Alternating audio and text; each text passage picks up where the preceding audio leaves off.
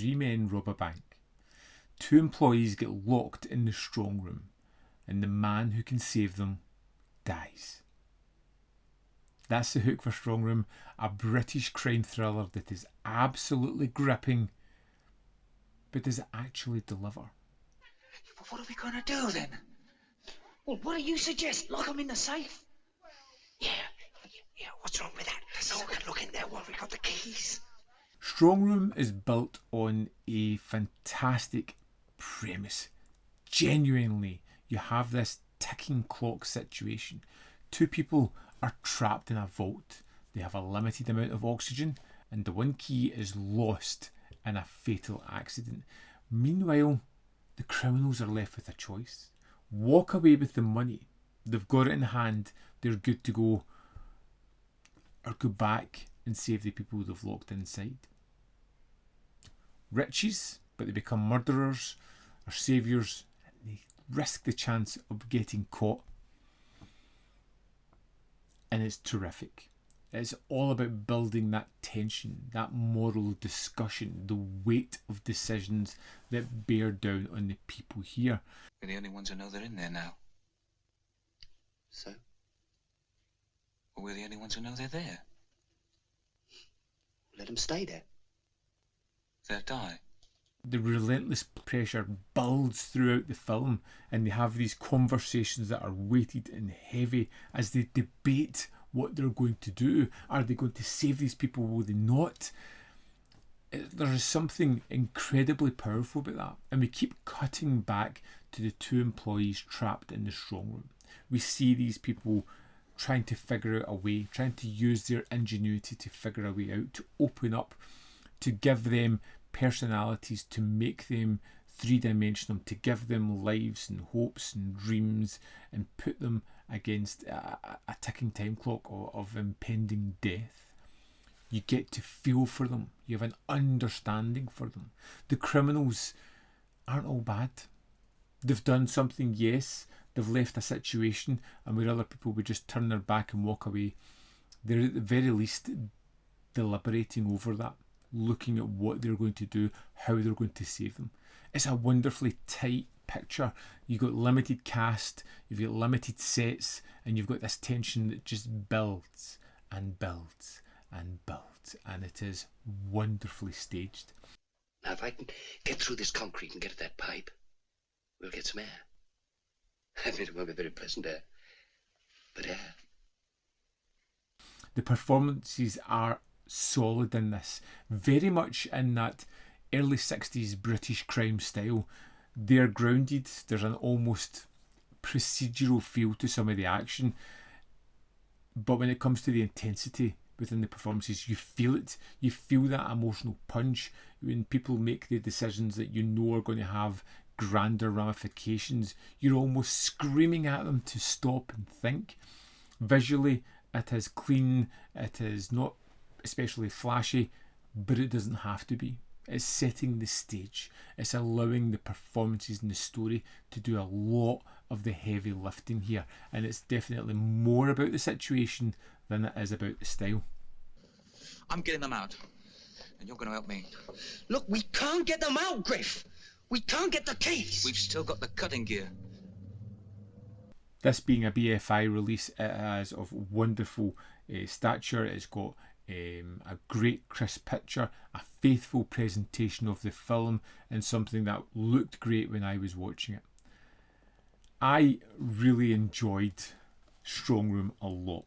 I don't think there is too much you can particularly get into about the film unless you've seen it, in which case you can have deliberations about the choices they make, or the ideas of the situations, of the surprises that happen throughout it.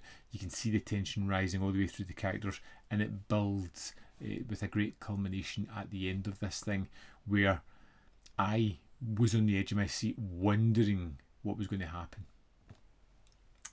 Great disc. Like I said, some nice extras in this as well, so let's dive in and have a look at them. Here we are in the disc for Strongroom. Let's go to the special features. First up, we have the man in the back seat. Vernon Sewell's taut crime picture made the year preceding Strongroom. It features many of the same cast and crew, including Darren Nisbet, Keith Faulkner, John Trumper. Next, we have John Trumper, BEHP interview. Strongroom editor John Trumper looks back over his life and career for the British Entertainment History Project, interviewed by John Legend with Dave Robson in 1992. 2 parts to this, each of them run 1 hour, 18 minutes and are pretty lengthy, in-depth conversations. Next, we have Footpads, one of the earliest British crime films made in 1896. Footpads has traditionally been attributed to Robert Paul, as it was acquired by the BFI National Archive alongside other films by the company, but no documentary evidence has yet been found to support this. It's a very short clip, just 35 seconds, really kind of interesting, just a kind of scuffle. It was an interesting addition. Next, we have A Test for Love, a dramatised warning to young women of the risks of venereal disease, in which Betty, a shop girl, pays a severe price for just one slip. Vernon Sewell's 1937 public information film made for the Central Council for Health Education. That is 27 minutes and 11 seconds and is kind of hammering its message over the head, but it's interesting to see it. Next, we have The Awakening Hour. As London slowly comes to life, the early morning peace is shattered by a dramatic police chase in this 1957 short film by Donovan Winter. And this runs for 20 minutes, 30 seconds. The car chase is really interesting. The look of London at the time is really fascinating as well, as you get to see sort of the world coming alive as they race through it. The robbery as well. It's just, again, another really great addition to this disc. And then finally we have After Dark. Careful Colin Wayland warns hazardous Herbers of the dangers of nighttime driving in this 1979 public information film directed by Mike Dodds and edited by John Trumper. And it pretty much is just one of those warning videos that runs for 30 minutes, 55 seconds. We've got someone talking directly to us, telling us what could happen if we're not paying attention. Now, there is also audio commentaries here.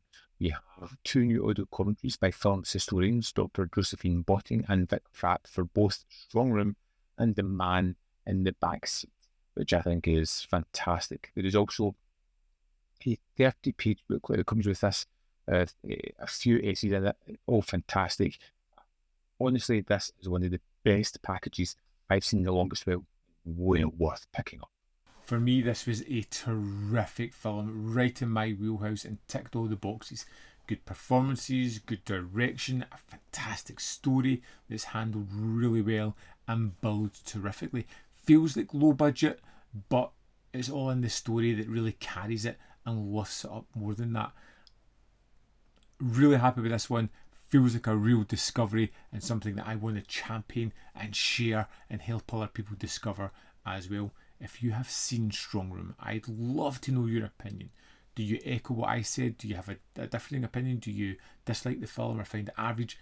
Drop me a comment in the comment box below. We can maybe help other people discover this film as well. As always, there is more content up here. You can see more of my stuff.